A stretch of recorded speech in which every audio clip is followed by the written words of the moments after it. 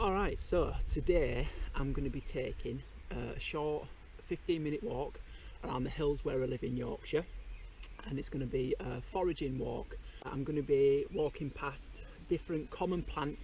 So before the video starts, I need to say that this isn't an ID guide. There's lots of different sources out there that you can use online and books to be able to properly ID forage plants. Always make sure you ID thoroughly from different sources. Always be sure, because you don't want to make a mistake. So also you need to watch out for where you're picking the forage food from. Make sure it's not near any roads, any human dwellings, because the last thing that you want to do is pick wild food thinking it's healthy and it's actually full of pollutants. So I think that's it. I hope you enjoy the video, and I think we'll take a little walk now and see what we can find.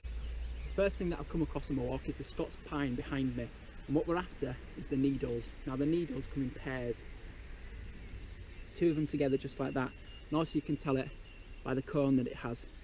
Now with the needles, you can put it in hot water for 5 minutes or even overnight to make a really nice and healthy tea, and it's a beautiful herbal tea, really nice, caffeine free.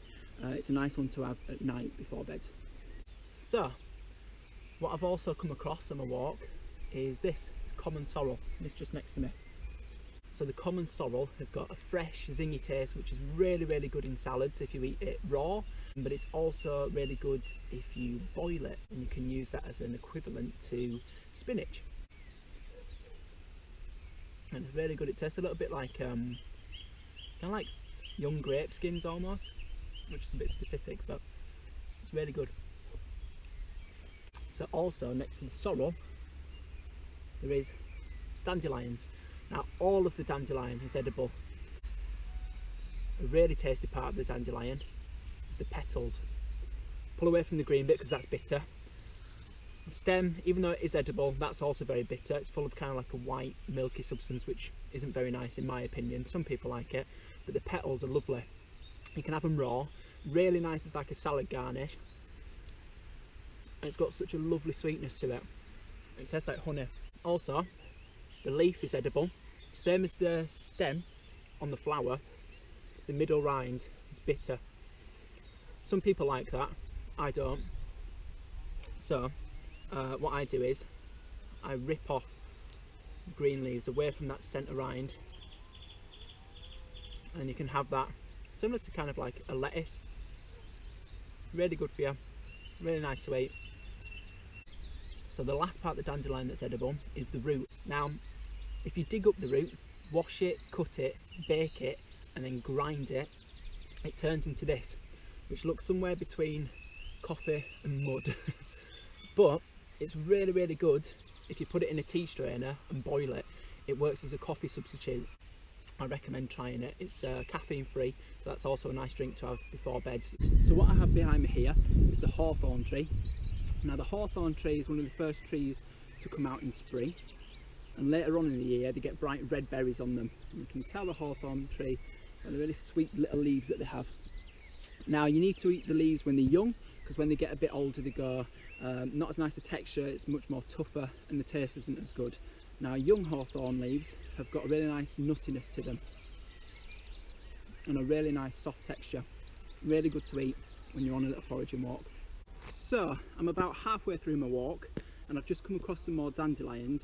Forgot to mention earlier, with the closed heads like that, you can take them, pickle them, and that works as a foraged caper. Okay, so what I have behind me here are young bilberries. So these little flowers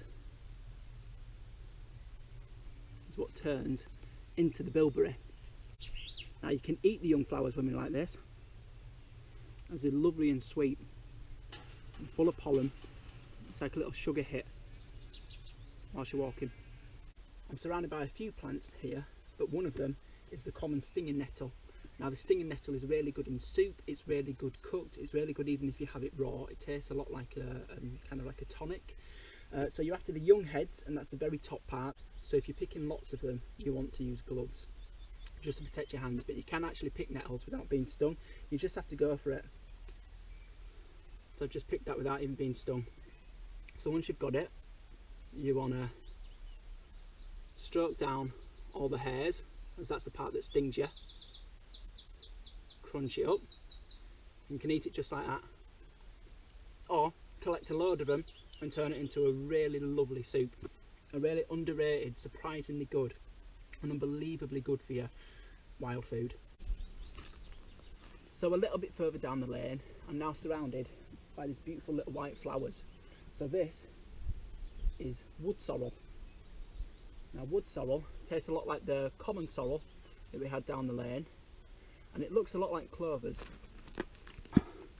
except from clovers have white markings on the leaves. So the wood sorrel's got a really lovely fresh taste to it. Tastes a little bit like apple skins. Leaves a really fresh taste in your mouth. And that is wood sorrel.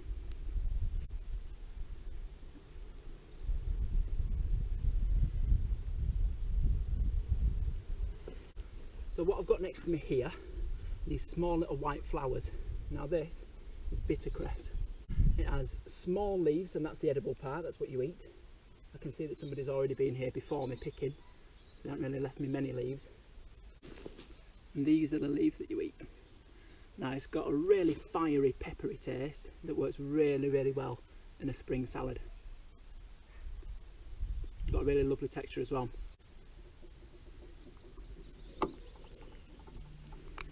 Alright, so I'm at the end of the walk now, and I'm surrounded by a few things. First of all is this, sweet Sicily. I'm not going to go into this one because this can easily get confused with hemlock, which is really poisonous. But if you choose to research about that yourself, you can. It's called sweet Sicily. What I will include is this, goosegrass. So many people know goosegrass because of this. It's sticky. It's got little claw-like hairs on it that make it stick to your clothes. But surprisingly, it tastes really good. It tastes a lot like peas. It tastes like sweet pea. So that's the end of the foraging video. I hope you've enjoyed it. If you think that there's anything that I've missed, then do let me know. I hope this video has given you the opportunity to find out what common things are on a walk that are edible, and I hope you've enjoyed. Thank you.